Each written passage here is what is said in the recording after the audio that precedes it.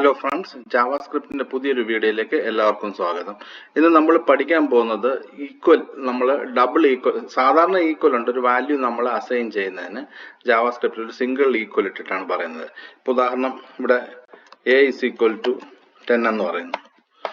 So അതേസമയം നമുക്ക് ഒരു വാല്യൂ കമ്പയർ ചെയ്യണമെങ്കിൽ നമുക്ക് രണ്ട് ഈക്വൽ ഇടുന്നത്.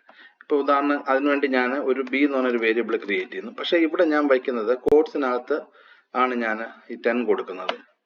ഇവിടെ അതുകൊണ്ട് ഞാൻ ബി ഇസ് ഈക്വൽ ടു 10 എന്ന് കൊടുത്തു. അപ്പോൾ a is equal to 10, b is equal, രണ്ട് വാല്യൂ ഇട്ട് ഇതിനെ കമ്പയർ ചെയ്യണമെന്ന് വെച്ചു. അങ്ങനെയാണെന്നുണ്ടെങ്കിൽ നമുക്ക് a രണ്ട് ഈക്വൽ കൊടുത്തിട്ട് ബി എന്ന് കൊടുക്കാം.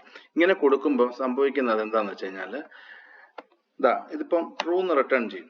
ഇങ്ങനെ ഇവിടെ സംഭവിക്കുന്നതെന്ന് വെച്ചാൽ ഇത് ചെക്ക് ചെയ്യുന്നത് ഇതിന്റെ വാല്യൂ മാത്രമാണ്. വേരിയബിളിനെ ചെക്ക് ചെയ്യുമ്പോൾ വേരിയബിളിൽ ഇരിക്കുന്ന വാല്യൂ മാത്രമാണ് ചെക്ക് ചെയ്യുന്നത്. അതിന്റെ ഡാറ്റ ടൈപ്പ് അത് ചെക്ക് ചെയ്യുന്നില്ല. ഇവിടെ ഒന്ന് നമുക്ക് സ്ട്രിങ് ആണ്, ഒന്ന് നമ്പർ ആണ്. പക്ഷെ എ എന്ന് പറഞ്ഞ വേരിയബിളിൽ നമ്പറും ബി എന്ന് പറഞ്ഞ വേരിയബിളിൽ സ്ട്രിങ്ങും ആണ് ഇരിക്കുന്നതെങ്കിലും ആ ഡാറ്റ ടൈപ്പ് ഇത് ചെക്ക് ചെയ്യത്തില്ല. മറിച്ച് അതിനകത്തുള്ള ആ രണ്ട് വേരിയബിളുള്ള എ എന്നും ബി എന്നും പറഞ്ഞ വേരിയബിളുള്ള വാല്യൂ ഈക്വൽ ആണെന്ന് മാത്രമേ ഈ ഡബിൾ ഈക്വൽ ഇടുമ്പോൾ ചെക്ക് ചെയ്യപ്പെടുന്നുള്ളൂ.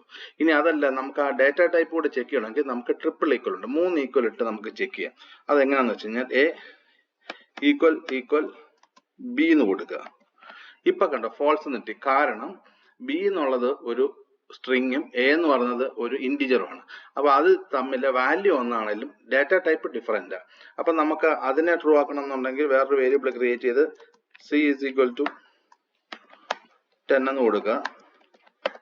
എന്നിട്ട് A equal equal triple equal ഇട്ടിട്ട് സി എന്ന് കൊടുക്കുക. ഇപ്പൊ അത് ട്രൂ എന്ന് കിട്ടും. ഇപ്പൊ അത് ഡബിൾ ഈക്വൽ ആണെങ്കിലും ട്രിപ്പിൾ ഈക്വൽ ആണെങ്കിലും നമുക്കിത് ട്രൂ എന്ന് കിട്ടും. കാരണം ഇപ്പം ഡബിൾ ഈക്വൽ ഓൾറെഡി നമുക്ക് ഈ രണ്ട് കണ്ടീഷനിലും ട്രൂ ആയിട്ട് കിട്ടും. പക്ഷെ ട്രിപ്പിൾ ഈക്വൽ ലാസ്റ്റ് കണ്ടീഷൻ വരുമ്പോൾ മാത്രമേ ട്രൂ ആകത്തുള്ളൂ. കാരണം ഇപ്പൊ എയും സിയും ഇന്റീജർ ആണ്. എയും ബിയും തമ്മിൽ ട്രിപ്പിൾ ഈക്വൽ കൊടുത്ത ഫോൾസ് കിട്ടുന്നതിന് കാരണം എ ഇന്റീജറും ബി എന്നുള്ളത് സ്ട്രിങ് ആണ്. ഇപ്പൊ ഇത് മനസ്സിലായെന്ന് വിചാരിക്കുന്നു. വീഡിയോ നിങ്ങൾക്ക് ഇഷ്ടപ്പെട്ടെങ്കിൽ വീഡിയോ ലൈക്ക് ചെയ്യുക, ചാനൽ സബ്സ്ക്രൈബ് ചെയ്യുക. വളരെ ഇമ്പോർട്ടൻ്റ് ആയിട്ടുള്ള കാര്യം, ഇത് ഇന്റർവ്യൂവിൽ ചോദിക്കുന്ന ഒരു ക്വസ്റ്റ്യനും കൂടാണ്.